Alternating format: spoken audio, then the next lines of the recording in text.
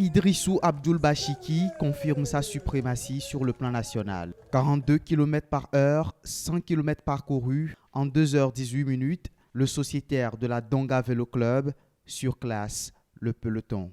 Depuis le début de la course, j'ai juste essayé de rester dans l'échappée, de ne pas trop rouler aussi et terminer le premier.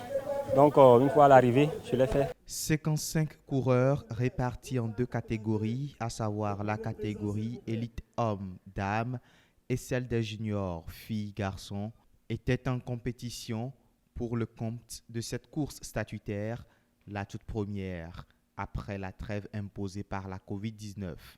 Pour un retour à la compétition, le niveau des cyclistes béninois ne s'est pas trop dégradé. La course a été bien animée avec une échappée du début à la fin, une échappée qui a résisté à l'attaque des autres derrière, qui n'ont pas pu reprendre l'échappée. C'est une bonne chose.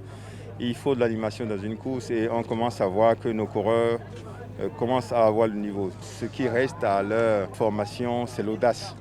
L'audace de gagner à l'extérieur. Ce retour à la compétition est motif de satisfaction autant pour les responsables fédéraux que pour les sponsors. On a assisté à une très belle course.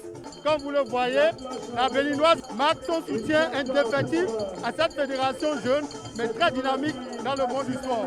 En l'absence de la vedette Chantal Vidognon-Leroy, Farida Arwandinou a dicté sa loi dans la catégorie des élites dames.